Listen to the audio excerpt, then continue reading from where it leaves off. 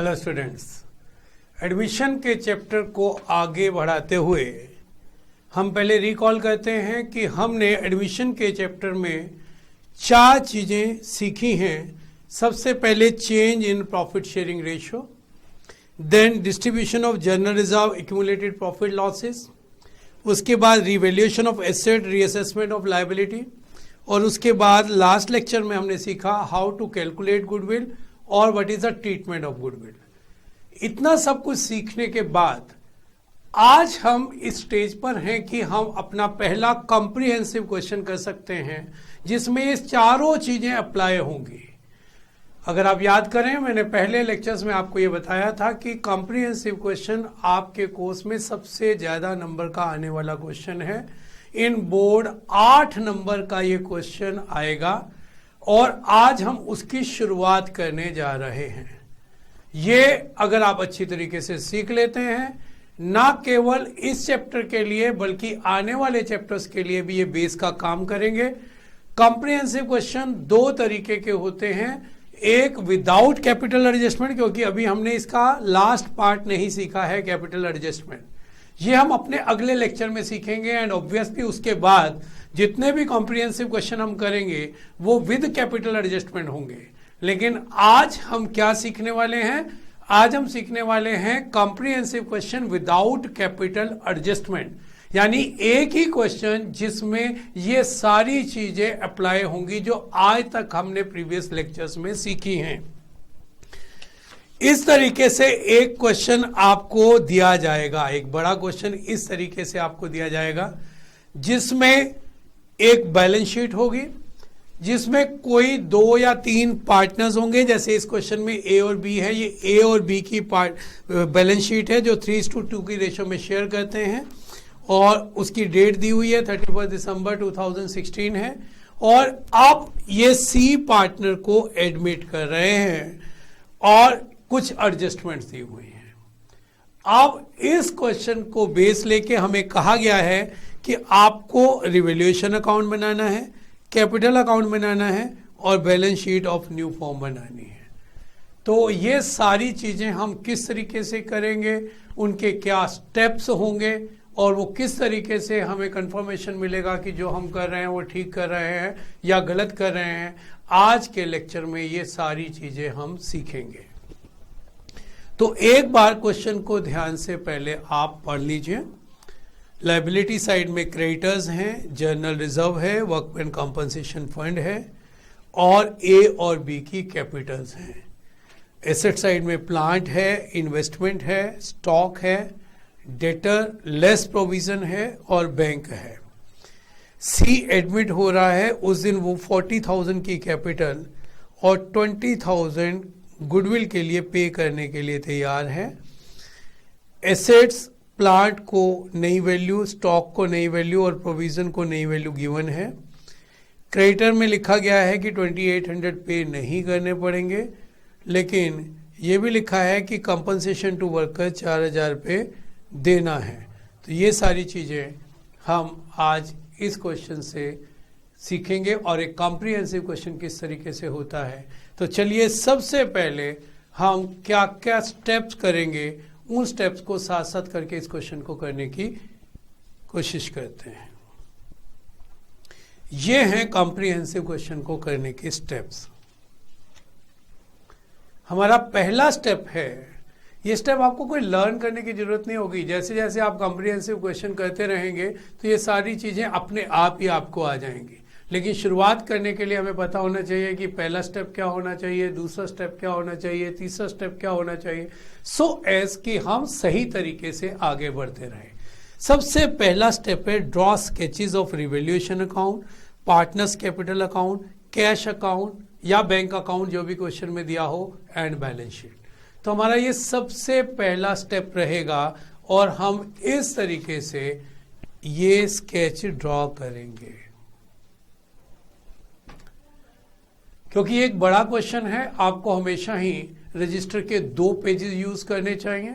अपनी left side पे ऊपर रिवैल्यूएशन अकाउंट बनाइए, देन कैपिटल अकाउंट्स। देखिए, अगर बैलेंस शीट में 2 पार्टनर दिए हुए थे तो 3 कैपिटल अकाउंट बनेंगे क्योंकि एक नया एंटर हो रहा है। तो अपनी कॉमन सेंस से बताइए, अगर बैलेंस शीट में 3 पार्टनर्स के कैपिटल दिए होते तो कितने बनते? 4, क्योंकि 3 तो ऑलरेडी हैं, 4th उनको ज्वाइन कर रहा है। अपनी राइट साइड के पेज पे ऊपर बैलेंस शीट बनाइए, आधा पेज कवर हो जाएगा, बाकी आधे पेज पे हम वर्किंग किया करेंगे। और हमारा पहला वर्किंग नोट होगा नंबर 1, कैश या बैंक का अकाउंट बनाना। तो ये हमारा स्टेप नंबर 1 रहेगा कि आप स्केच ड्रॉ कर लें। Is it okay? फाइन। तो ये हर क्वेश्चन में ज्यादातर या 2 तरीके के क्वेश्चन होते हैं, या ये चीजें बनाने के लिए कहा जाता है या जर्नल एंट्रीज करने के लिए कहा जाता है। हम इस क्वेश्चन को करते करते जर्नल एंट्री ओरली डिस्कस करते रहेंगे, लेकिन बाद में हम सिर्फ प्योर जर्नल एंट्रीज के क्वेश्चन भी करेंगे ज्यादातर, क्योंकि ये अकाउंट्स बनाने के लिए कहा जाता है, तो इसलिए अपनी प्रैक्टिस हम यहाँ से शुरू करते हैं। तो हमारा दूसरा स्टेप क्या है जरा देखते हैं। स्टेप 1 हो गया हमारा कि हमने स्केचेस ड्रॉ कर लिए। स्टेप 2 है कि हमें बैलेंसेस जो हैं कैपिटल अकाउंट के और कैश अकाउंट के, उनको हमने लिखना है।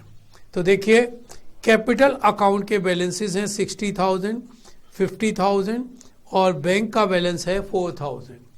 तो ये 60,000 एंड 50,000 हमारे स्केच में कैपिटल अकाउंट की क्रेडिट साइड में आ जाएंगे बाय बैलेंस ब्रॉट डाउन के नाम से। ए का है 60,000 और बी का 50,000।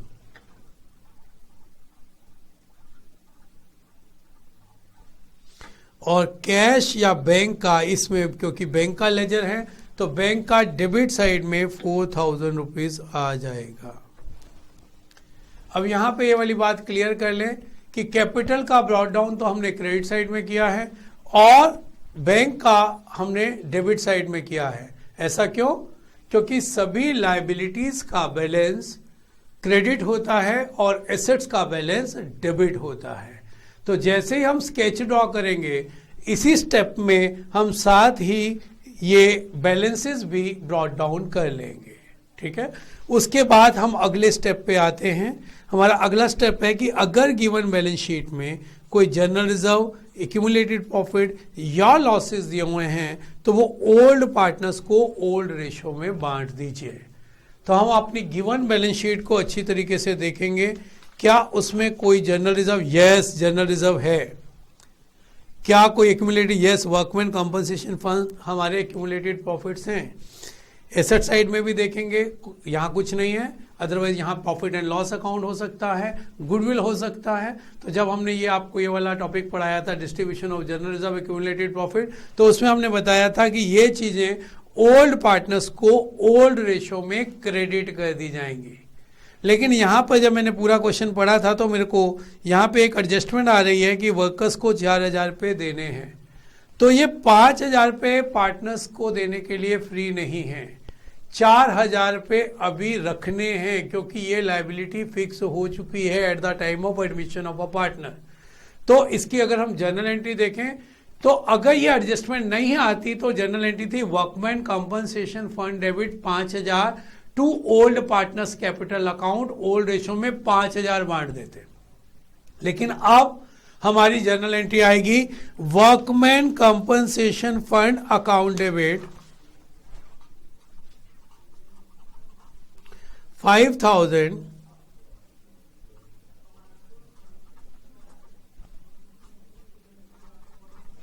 To liability for workman compensation 4,000।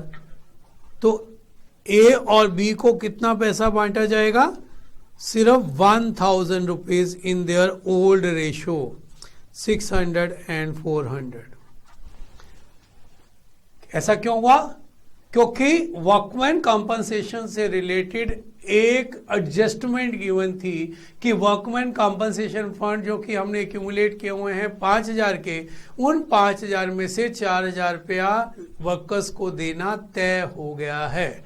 तो अब क्या ट्रीटमेंट होगा देखते हैं। जनरल रिजर्व जो कि गिवन बैलेंस शीट में 20,000 के गिवन थे, उनको ओल्ड रेशो में इन दोनों को बांट दिया जाएगा। 30,000 का 3/5 12,000 20,000 का 3/5 12,000 और 20,000 का 2/5 8,000 रुपीज इन दोनों को बांट दिया जाएगा। As far as liability for workman is concern, यहां पर लाइबिलिटी फॉर वर्कमैन कंपनसेशन 4,000 रुपये आएगी, क्योंकि क्वेश्चन में एडजस्टमेंट में ये वाली बात कही गई। हम फिर से पढ़ते हैं कि there was a liability for compensation to workers amounting ₹4,000, whereas दिया कितना हुआ था 5,000। 5,000 में से 4,000 अभी लाइबिलिटी में रखना है, तो इन दोनों को कितना वर्कमैन कंपनसेशन फंड मिलेगा? सिर्फ 1,000 रुपीज 3:2 की रेशो में 600 एंड 400। इस तरीके से हमने अपना सेकंड स्टेप पूरा किया और जो हमारे एक्यूमुलेटेड प्रॉफिट या लॉसेस थे वो हमने ओल्ड पार्टनर्स को बांट दिए। अब हम अपने अगले स्टेप पे आते हैं, come to adjustment and do revaluation adjustment. हमारा जो स्टेप है कि हमने इस क्वेश्चन में अब सीधा एडजस्टमेंट पढ़नी शुरू करनी है और उसमें से भी हमने प्रायोरिटी किसको देनी है? सबसे पहले हम रिवैल्यूएशन की एडजस्टमेंट्स पढ़ेंगे। तो हमारी पहली एडजस्टमेंट है कि प्लांट को 64,000 कर दीजिए। प्लांट कितना दिया हुआ था? 60,000 का, तो 64,000 कर दीजिए। अपने लास्ट लेक्चर में मैंने आपको ये सिखाया था, एसेट को बढ़ा दीजिए, यानी कि एसेट डेबिट कर दीजिए। और ये सिचुएशन एक प्रॉफिट की सिचुएशन है, तो रिवैल्यूएशन में कहां जाएगा? ये क्रेडिट साइड में।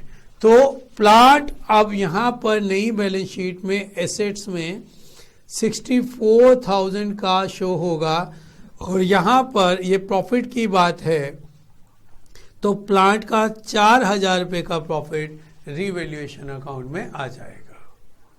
फिर से समझे, प्लांट जो कि 60,000 का था, क्वेश्चन ने कहा कि उसको बढ़ाकर 64,000 कर दीजिए, तो 4,000 रुपीज के प्रॉफिट हमें हो जाते हैं।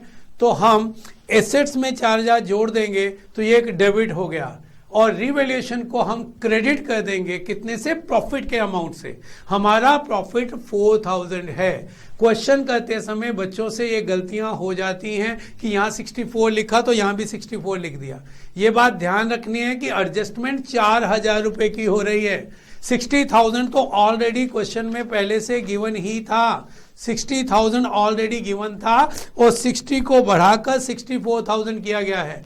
तो एडजस्टमेंट सिर्फ 4,000 रुपीज की हो रही है। जहां एसेट 4,000 से बढ़ रही हैं, डेबिट हो रही हैं, वहीं रिवैल्यूएशन अकाउंट 4,000 से क्रेडिट हो रहा है। अगर हम हर एडजस्टमेंट को इस तरीके से समझ के करेंगे कि same amount debit and same amount credit, तो ऐसा कभी हो ही नहीं सकता है कि हमारा क्वेश्चन मैच नहीं होगा। ये मेन फंडा है अकाउंटेंसी का, double entry book keeping system का ये रूल है कि हम अगर साइमल्टेनियसली डेबिट एंड क्रेडिट करें तो और सेम अमाउंट से करें तो हमारा क्वेश्चन कभी गलत हो ही नहीं सकता। अगला देखते हैं, स्टॉक जो कि 40,000 का था और क्वेश्चन कहता है कि उसको रिवैल्यू कर दीजिए 36,000 पे। तो ये उल्टा है, जहां प्लांट को बढ़ाने के लिए कहा गया था, स्टॉक को कम करने के लिए कहा गया है। यानी कि स्टॉक अब नई बैलेंस शीट में 40,000 का नहीं आएगा, स्टॉक नई बैलेंस शीट में 36,000 का आएगा। कितना कम किया है? 4,000। तो ये एक लॉस है, इसलिए रिवैल्यूएशन अकाउंट की डेबिट साइड में टू स्टॉक 4,000 हो जाएगा। तो इससे net effect of the entry is कि यहां पर रिवैल्यूएशन डेबिट हो गया और यहां स्टॉक कम हो गया, यानी कि क्रेडिट हो गया। डेबिट एंड क्रेडिट दोनों सेम हैं, इससे भी अब हमारे क्वेश्चन पे कोई असर नहीं आएगा। तो आगे बढ़ते हैं, प्रोविजन को हमें 5,800 रखना है, जबकि है कितना? 4,000 प्रोविजन, जो कि एक लायबिलिटी होती है जिसको ट्रेडिशंस की वजह से डेटर में से लेस करके दिखाया जाता है। इस लायबिलिटी को बढ़ाने की बात कही गई है कि लायबिलिटी जो अभी तक 4,000 की थी, ये लायबिलिटी अब 5,800 की होनी चाहिए, यानी कि 1,800 रुपये बढ़ाइए। एडजस्टमेंट कितने की है? 1,800 की। एडजस्टमेंट है 1800 की, लायबिलिटी का बढ़ना क्रेडिट होना है और एक लॉस की बात है, इसलिए रिवैल्यूएशन की डेबिट साइड में आएगा। तो 1800 रुपीज का क्या इफेक्ट आएगा, यहां पर to provision for doubtful debt 1800 आएगा और नई बैलेंस शीट में डेटर उतने के ही रहेंगे जितने के थे। डेटर आज भी 40,000 के हैं। हाँ, प्रोविजन अब 4,000 से बढ़कर कितने का हो जाएगा, 5,800 का। तो नई बैलेंस शीट में डेटर 40,000 माइनस प्रोविजन 5,800, तो नेट वैल्यू जो दिखाई जाएगी वो ये होगी। ये वाली एडजस्टमेंट भी हो गई हमारी। तो चलिए आगे देखते हैं। वो कहता है कि क्रेडिटर में 2,800 ऐसे हैं जिनको पैसे नहीं देने पड़ेंगे। क्रेडिटर कितने के शो हो रहे हैं हमारी बैलेंस शीट में, 30,000 के।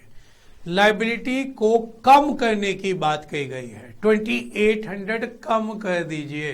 30,000 अपीयर हो रहा है, 2,800 कम कर दीजिए। तो एडजस्टमेंट कितने की 2,800 की। क्रेडिटर आप 30,000 की जगह कितने के हो गए, 30,000 में से 2,800 कम कर दीजिए, 27,200 के हो गए।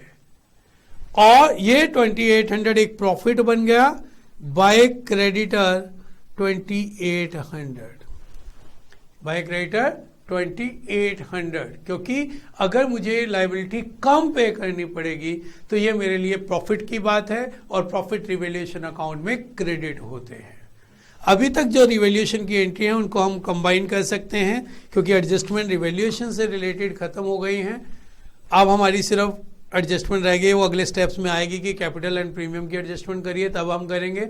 हमें सबसे पहले स्केच ड्रॉ किए और साथ ही कैपिटल अकाउंट और कैश और बैंक का बैलेंस उन अकाउंट्स में लिख दिया। ध्यान रखा कि कैपिटल का बैलेंस क्रेडिट साइड में और कैश और बैंक का बैलेंस डेबिट साइड में ब्रॉट डाउन होता है। हमारा अगला स्टेप था कि गिवन बैलेंस शीट को ध्यान से देखिए, अगर उसमें कोई जर्नल रिजर्व, एक्यूमुलेटेड प्रॉफिट या लॉसेस हैं, अगर हैं, क्योंकि जो क्वेश्चन मैंने दिया उसमें प्रॉफिट्स तो हैं, लॉसेस नहीं है, तो अगर हैं तो वो ओल्ड पार्टनर्स को दे दीजिए उनकी ओल्ड रेशो में। हमने बांट दिए। उसके बाद अगला स्टेप था कि आप एडजस्टमेंट पढ़िए, और कौन सी एडजस्टमेंट पढ़िए, रिवैल्यूएशन की। रिवैल्यूएशन की एडजस्टमेंट को साइमल्टेनियसली डेबिट एंड क्रेडिट करने की आदत डालिए, क्योंकि अगर आप एक अच्छी आदत डाल लेते हैं, साइमल्टेनियसली सेम अमाउंट डेबिट और क्रेडिट में लिखते हैं, तो आपका क्वेश्चन ऑलवेज मैच होगा। तो देखिए, अब हम देखते हैं कि ये एडजस्टमेंट हमने कर ली, तो अगला स्टेप हमारा क्या है। वो कहते हैं रिवैल्यूएशन के प्रॉफिट और लॉस निकालिए और ओल्ड पार्टनर्स में बांट दीजिए। चलिए इस स्टेप को करते हैं। इस साइड का टोटल 6,800 है और इसका 5,800 है।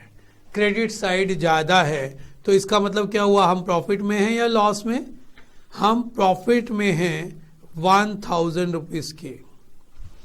ये प्रॉफिट हम ओल्ड पार्टनर्स को, revaluation profits transfer to A and B, old partners को ओल्ड रेशो में 3:2 की रेशो में बांट देंगे। और इसकी सेकंड साइड क्या होगी, जो प्रॉफिट है वो कैपिटल की क्रेडिट में आ जाएंगे। अगर यहाँ लॉसेस होते तो कैपिटल की डेबिट साइड में आ जाते। तो यहाँ पे बाय रिवैल्यूएशन प्रॉफिट्स 600 and 400, ये हमने बांट दिया। अब न्यू पार्टनर एंटर होने के लिए तैयार है। हमारा सब कुछ जो कुछ भी था हमने रिवैल्यू कर लिया। हमारा अगला स्टेप क्या है जरा देखें। हम ये 4 स्टेप कर चुके हैं कि हमने स्केच ड्रॉ करके कैपिटल और कैश के बैलेंसेस को उसमें डाला, फिर हमने general reserve, accumulated profit loss को ओल्ड पार्टनर्स को ओल्ड रेशो में बांट दिया। उसके बाद हम एडजस्टमेंट में आए और रिवैल्यूएशन की एडजस्टमेंट साइमल्टेनियसली डेबिट क्रेडिट करते हुए हमने की। उसके बाद रिवैल्यूएशन के प्रॉफिट या लॉस हमने निकाले और ओल्ड पार्टनर्स को दे दिए। उसके बाद अगला स्टेप है, अभी भी न्यू पार्टनर को हमने कहना है थोड़ी देर वेट कीजिए, आप दोबारा से गिवन बैलेंस शीट को देखें, रीएनालाइज द गिवन बैलेंस शीट। अगर कोई एसेट या लाइबिलिटी अनअटेंडेड है, मीन रिवैल्यू नहीं हुई है, तो उसको सेम अमाउंट नई बैलेंस शीट में लेके आ जाइए। अगर हम लाइबिलिटी साइड में देखें तो सारी चीज़ें अटेंड हो चुकी हैं, लेकिन अगर हम इधर देखें तो इन्वेस्टमेंट एक ऐसी चीज़ है जिसको रिवैल्यू नहीं किया गया है। तो इसको ये अज्यूम करते हुए कि इसकी रिवैल्यू मार्केट वैल्यू सेम है, इसमें कोई चेंज नहीं आया है, तो अगर ऐसी कोई भी एसेट एंड लाइबिलिटी है जिसके बारे में एडजस्टमेंट में नहीं लिखा हुआ है, ब्रिंग दैट एसेट और liability as it is to the new balance sheet. हम नई बैलेंस शीट में ये सेम अमाउंट ले आएंगे। बस अब हम इस कॉम्प्रिहेंसिव क्वेश्चन के लास्ट स्टेप्स पर पहुंचना शुरू हो गए हैं। अगला स्टेप है कि जो न्यू पार्टनर कैपिटल और गुडविल ला रहा है, जो कि हमने पिछले लेक्चर में सीखा कि 3 तरीके के क्वेश्चन हो सकते हैं। कभी वो गुडविल लाएगा, कभी वो गुडविल नहीं लाएगा, कभी वो पार्ट ऑफ गुडविल लाएगा। ऐसे डिफरेंट क्वेश्चन, कॉम्प्रिहेंसिव क्वेश्चन आपको आएंगे। तो हम देखते हैं इस क्वेश्चन में लिखा है कि न्यू पार्टनर 40,000 रुपीज की कैपिटल और 20,000 की गुडविल ला रहा है। तो इसका अकाउंटिंग ट्रीटमेंट किस तरीके से होगा, जो हमने पिछले लेक्चर में सीखा। हम पहले उसको वर्किंग नोट्स में इनकी जर्नल एंट्रीज करते हैं, जो कि हमने लास्ट लेक्चर में सीखी थी। पहली एंट्री होगी bank account debit to C's capital account to premium for goodwill account. तो इन टोटल क्वेश्चन ने बताया 40,000 रुपए की कैपिटल और 20,000 रुपए की गुडविल वो लेके आ रहा है। तो 40,000 और 20,000 रुपए वो ला रहा है। 60,000 रुपीज हमारे पास आ जाएंगे। इनकी लेजर पोस्टिंग हम बाद में करते हैं। अगली एंट्री क्या थी कि इस प्रीमियम को हम ओल्ड पार्टनर्स को कौन सी रेशो में बांटेंगे, सैक्रिफाइसिंग रेशो में। ये बहुत ध्यान देने वाली जरूरत की चीज है बच्चे, इसमें सबसे ज्यादा गलतियां होती हैं, क्योंकि ज्यादातर क्वेश्चन इसी तरीके के होते हैं जो मैंने क्वेश्चन दिया है। ओल्ड रेशो ही उनकी सैक्रिफाइसिंग रेशो होती है इन अ साइलेंट क्वेश्चन। हम बहुत सारे क्वेश्चन जब इस तरीके की प्रैक्टिस करते रहते हैं तो सैक्रिफाइसिंग रेशो ओल्ड रेशो को ही मानकर हम बांटते रहते हैं। लेकिन अगर क्वेश्चन ऐसा आ जाता है जिसमें सैक्रिफाइस के बारे में कुछ भी गिवन है, तो ये हमें बात ध्यान रखनी है। इस क्वेश्चन में तो हमें कैलकुलेट करने की जरूरत नहीं पड़ेगी, क्योंकि साइलेंट क्वेश्चन है तो ओल्ड रेशो ही सैक्रिफाइसिंग रेशो का काम कर देगी।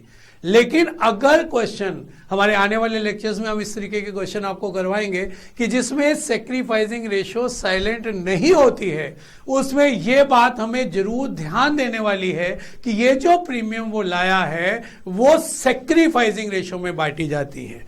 तो हम इसकी जर्नल एंट्री करते हैं। ये जो प्रीमियम फॉर गुडविल वो लाया है 20,000 की, ये ओल्ड पार्टनर्स को उनकी सैक्रिफाइसिंग रेशो में, जो कि इस क्वेश्चन में ओल्ड रेशो के इक्वल ही है, 3:2 की रेशो में बांटी जाएगी। दैट मीन कि हम इनको 12,000 एंड 8,000 बांट देंगे। अब हमारा काम सिर्फ और सिर्फ इसकी पोस्टिंग करना रह गया और हमारा पहला कॉम्प्रिहेंसिव क्वेश्चन खत्म हो जाएगा। 8 नंबर का आपके बोर्ड में ये क्वेश्चन आना है और बहुत सारे कॉम्प्रिहेंसिव क्वेश्चंस की आपको प्रैक्टिस करनी है। तो चलिए देखते हैं इनकी पोस्टिंग क्या होगी। पहले बैंक में पोस्टिंग करते हैं इस एंट्री की। तो to C's capital to premium for goodwill, total 60,000 से बैंक अकाउंट डेबिट हो गया। क्रेडिट करते हैं सी का capital account by bank 40,000 rupees. अब प्रीमियम अकाउंट बनाकर उसको क्रेडिट करना है, लेकिन क्योंकि अगली ही एंट्री में उसने डेबिट हो जाना है तो नॉर्मली प्रीमियम का अकाउंट बनाने की जरूरत ही नहीं होती है, क्योंकि ये तो कैंसिल आउट ही हो जाना है, ये बैलेंस शीट में आना ही नहीं है। अभी क्रेडिट किया, अभी डेबिट कर देंगे। तो हम ए और बी का कैपिटल अकाउंट क्रेडिट करते हैं, किस नाम से, बाय प्रीमियम 12,000 एंड 8,000। आगे बढ़ने से पहले कंफर्म करते हैं कि हमने अपने सॉल्यूशन में 60,000 का डेबिट किया है 40 एंड 20, और इसी तरीके से 40 एंड 20 60 का ही क्रेडिट किया है। अगर हर एडजस्टमेंट के साथ हम इस तरीके से इंश्योर करते हुए चलें कि हमने डेबिट और क्रेडिट सेम किया है तो कोई रीजन ही नहीं है कि हमारा क्वेश्चन मैच नहीं होगा। अब हम लास्ट स्टेप पर पहुंच चुके हैं, क्योंकि हमने सब कुछ जो भी क्वेश्चन में गिवन था वो सारी बातें हमने कर ली हैं। अब क्वेश्चन में कोई भी आइटम अनअटेंडेड नहीं है, कोई भी एडजस्टमेंट अनअटेंडेड नहीं है। अब हमारा लास्ट स्टेप है कि हमने कैपिटल अकाउंट को भी क्लोज करना है, कैश या बैंक अकाउंट को भी क्लोज करना है और उनके बैलेंसेस को नई बैलेंस शीट में लिख देना है, जो कि ऑटोमेटिकली मैच होनी चाहिए, जो कि प्रूफ होगा कि हमने जो भी किया है वो सब कुछ ठीक किया है। तो लेट अस चेक इट कि किस तरीके से capital accounts and bank account को हम क्लोज करते हैं। जैसे लेजर्स के बैलेंस आपने 11 से सीखे हैं निकालने, क्रेडिट साइड का टोटल करते हैं, इट इज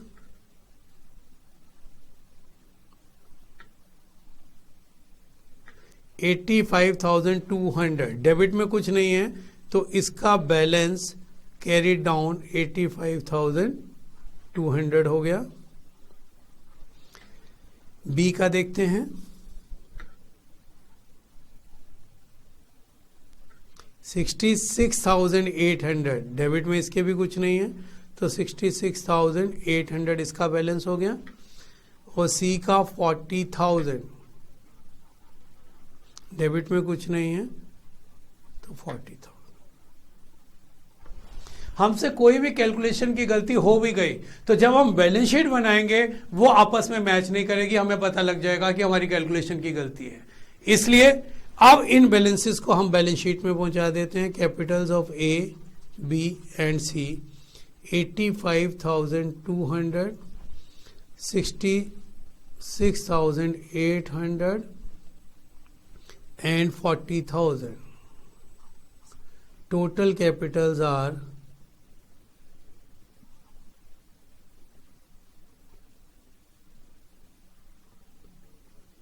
1,92,000। अब हम बैंक का बैलेंस निकालते हैं। 64,000 टोटल है तो ये सारा का सारा बैलेंस, क्योंकि क्रेडिट साइड में कुछ नहीं है, 64,000 एसेट साइड में आ जाएगा बैंक बैलेंस के नाम से। और इट इज सपोज कि अब ये दोनों साइड का टोटल जो है वो मैच होना चाहिए। दैट इज द प्रूफ कि अगर हमारा ये मैच है तो हमने सारी चीजें ठीक की हैं। तो चेक करते हैं।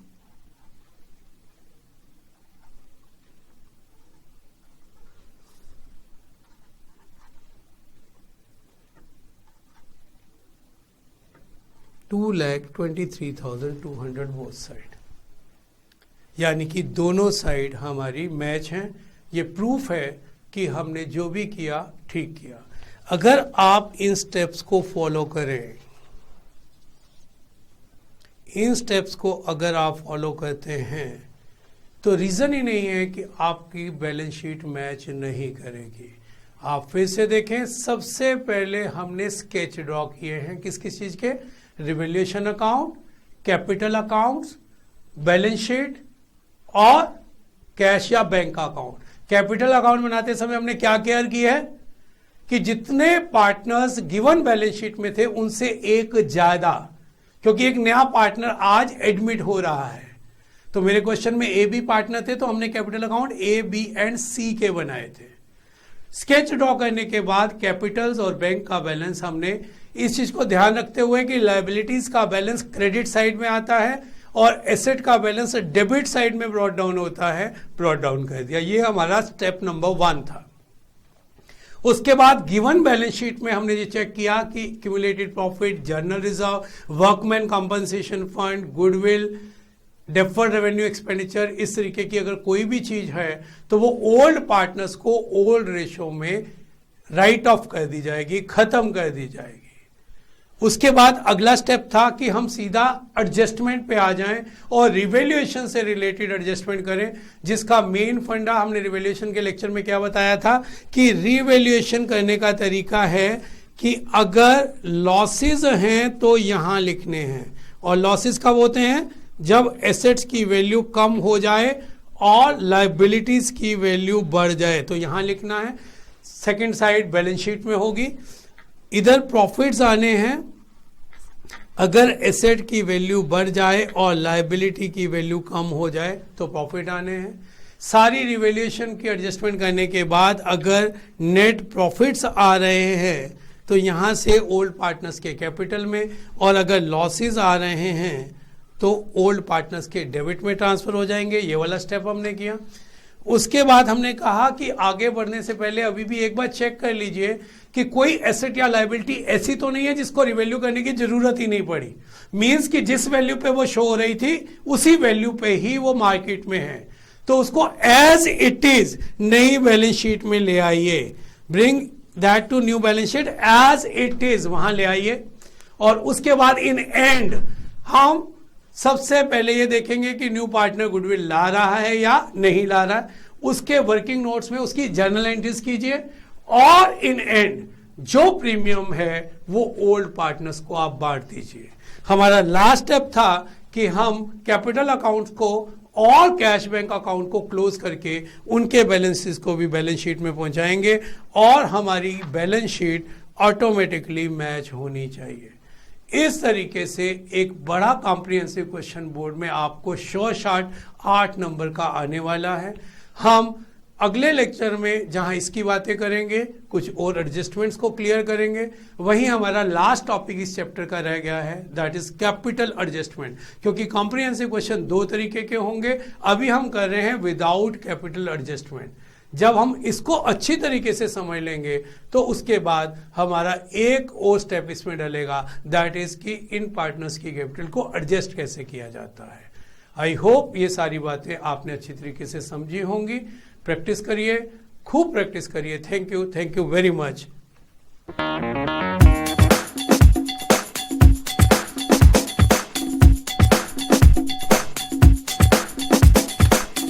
हाँ जी सर।